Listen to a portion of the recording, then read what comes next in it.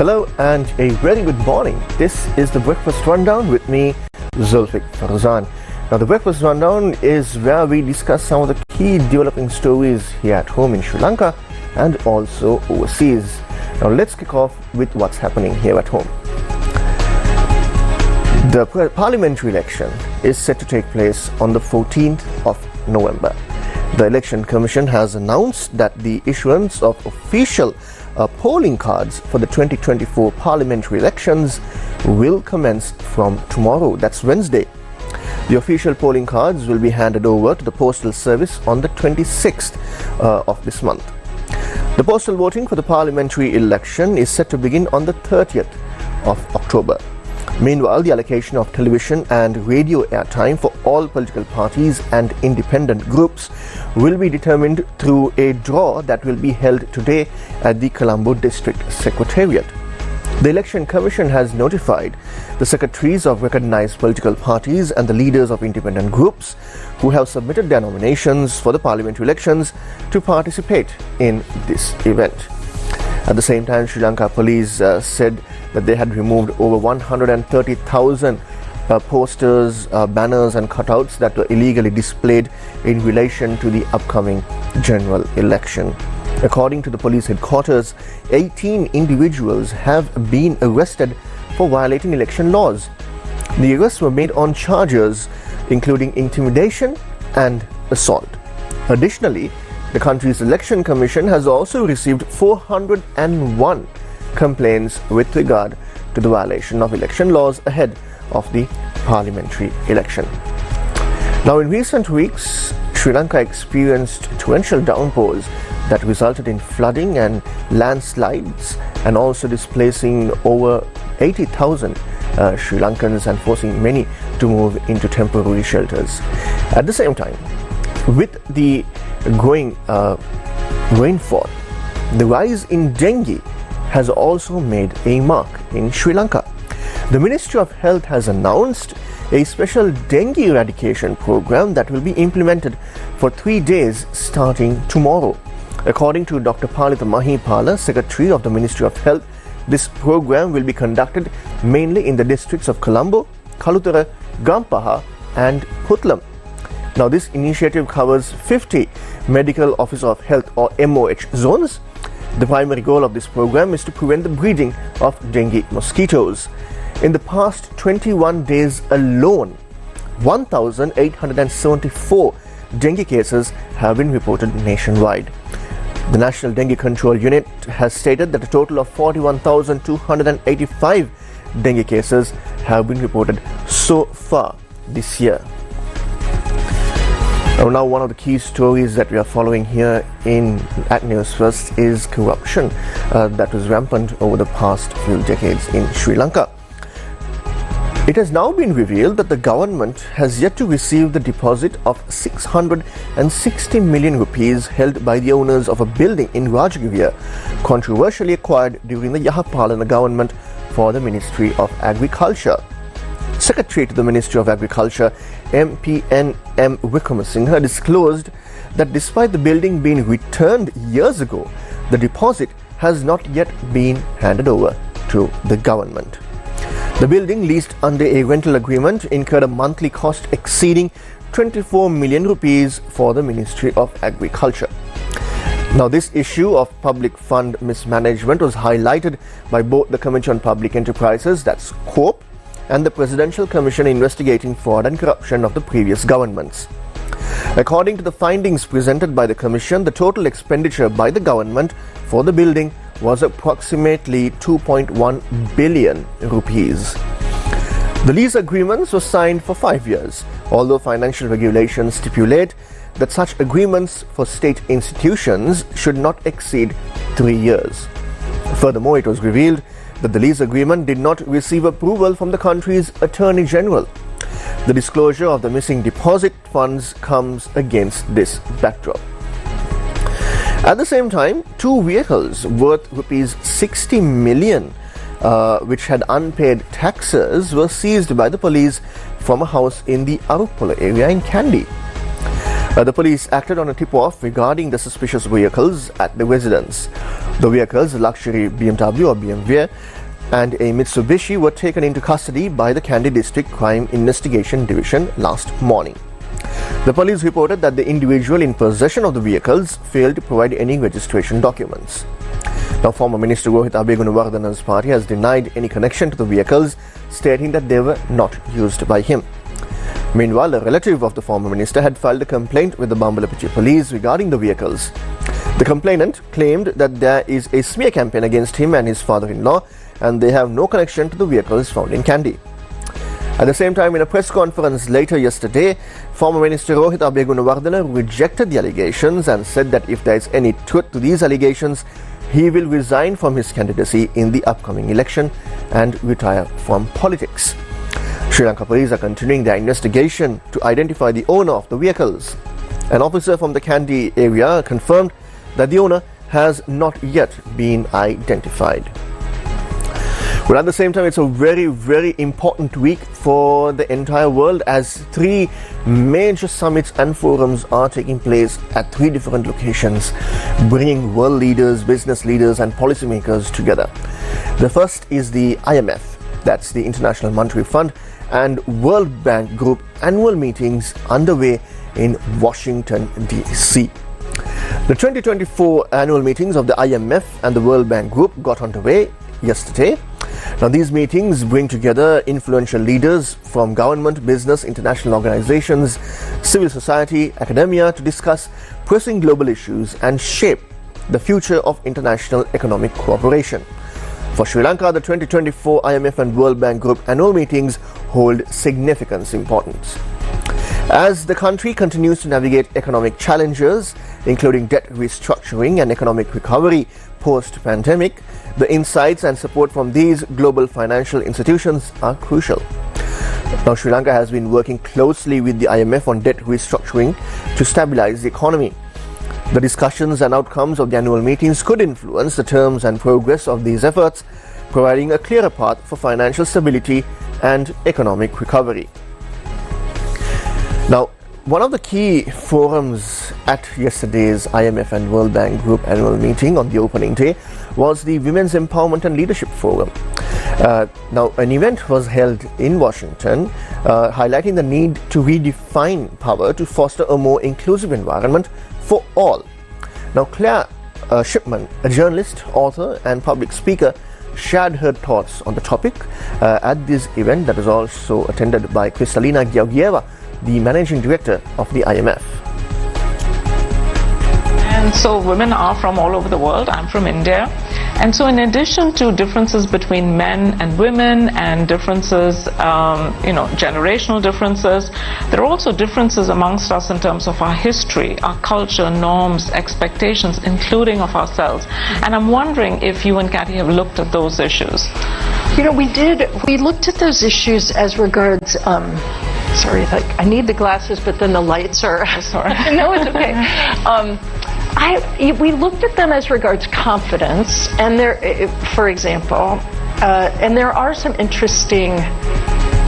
interesting confidence differences in different societies, right? So and it really has to do with confidence. It has to do with the propensity for risk taking, because that is what ultimately drives the creation of confidence.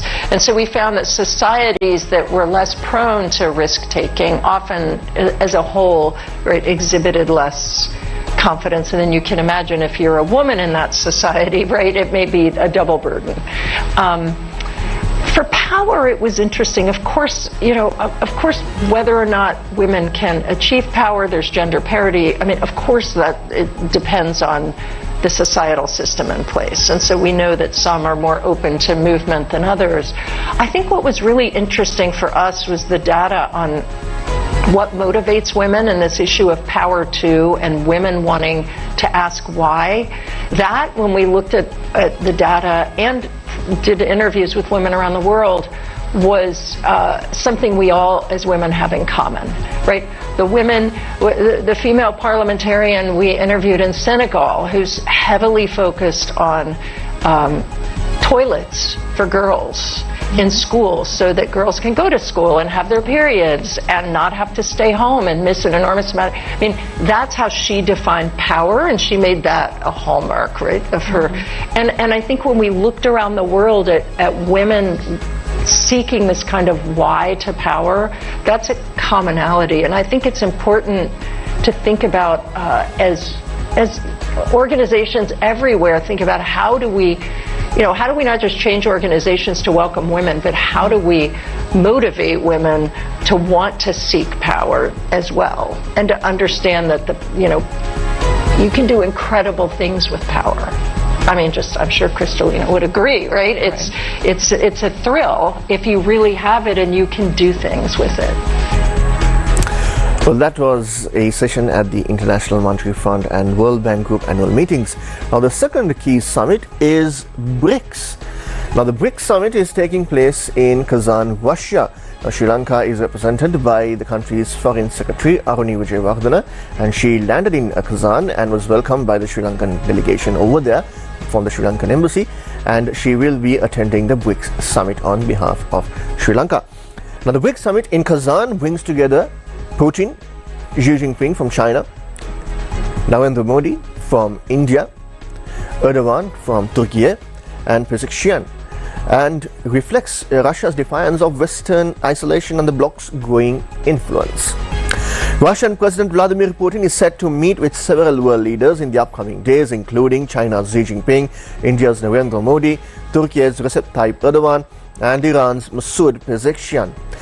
Now, they will all gather in the Russian city of Kazan for a BRICS summit, despite prior speculations that the Ukraine war and an international arrest warrant would isolate Vladimir Putin. BRICS, originally formed by Brazil, Russia, India, China, and South Africa, has expanded significantly this year. New members include Iran, Egypt, Ethiopia, the UAE, and Saudi Arabia. Turkey, Azerbaijan, and Malaysia have also formally applied, with other countries including Sri Lanka expressing interest and ready to make the formal submission to join the bloc. What's the third important summit taking place this week? Well, that's CHOGM, the Commonwealth Heads of Government meeting. In case you missed it, the first ever Commonwealth Heads of Government meeting, hosted by a small island Pacific nation, has launched. The first day of CHOGM was opened with a traditional Samoan ceremony. The Commonwealth Heads of Government meeting week opened in Apia, Samoa, where delegates were moved by the symbolic arrival of the Torch of Change. Nearly 1,000 delegates gathered for the opening of the Commonwealth Youth, Women's and People's Forum yesterday in Samoa. CHOGM Samoa 2024 will feature several ministerial meetings, 35 side events, 4 forums, and the election of the new Commonwealth Secretary General. The Samoan Prime Minister will be welcoming His Majesty King Charles III, who, accompanied by Her Majesty Queen Camilla, will attend CHOGM, as well as a series of engagements as part of an official state visit. Now, this will be His Majesty's first ever CHOGM as the head of the Commonwealth. Now, he has attended CHOGMs before, but not as the head of the Commonwealth. Now, the annual Research Symposium of the University of Colombo is set to take place in November. The theme for this year's symposium is Building a Sustainable Future Through Impactful Research. Now, at a press conference, Vice Chancellor of the University of Colombo, Senior Professor H.D. Karunaratne, elaborated on the symposium. The University of Colombo organizes the annual Research Symposium year 2024 under the theme of Building a Sustainable Future Through Impactful Research. The University of Colombo is set to host its prestigious annual Research Symposium in 2024, focusing on the theme of Building a Sustainable Future Through Impactful Research. The event will take place on November 4th, 2024 at the auditorium of the Faculty of Graduate Studies, University of Colombo, bringing together international experts, university researchers and academic community, business and professional community, as well as the general public. It's a great opportunity providing the knowledge sharing and innovation platform to the country. As we all are aware, the University of Colombo is the #1 university in Sri Lanka, having with 43,000 learning partners and 21 entities within the university. Annually, we conduct annual research symposium. Since 2008, we have been focusing various themes during this period, depending on the importance of the topic. This time, we are focusing much on the sustainable future and impactful research. So we believe that this year, we are trying to communicate, coordinating and networking with all faculties, institutes, campuses, school and the library of the University of Colombo together provide more opportunity for new findings and research in the University of Colombo. Annually, this research symposium brings the products of our academia and ideas from the international community to bring the impactful research. The impactful research is very important for a country like Sri Lanka. We know that the people need new goods, new products, new systems, new policies to change from the existing situation. So therefore, University of Colombo, as the forerunner of the academia in the University of Colombo, this time also we organize this large research symposium by inviting various experts in the world and the within community impactful research. We believe that this research forum will create more importance to the university and the country by creating ideas and innovations from the University of Colombo. Well, it's expected to be a very interesting research symposium later next month, organized by the University of Colombo. Well, moving on, showers or thunder showers are expected at times in the western, Sabaragamuwa, southern, northwestern and northern provinces, as well as the Kandy and Nuwara Eliya districts. Now, the Met Department says some areas in the western, Sabaragamuwa, southern and northern provinces may experience heavy rainfall exceeding 50 millimeters of rain. Now, in other parts of the island, showers or thunder showers are likely during the evening at night, with some areas potentially expected to receive 75 millimeters of rainfall. As usual, the general public is strongly advised to take necessary precautions to minimize the damages caused by lightning. And with that, we wrap up this morning's edition of the Breakfast Rundown with me, Zulfick Farzan. I'll see you again tomorrow, same time, same place. Until then, take care and God bless.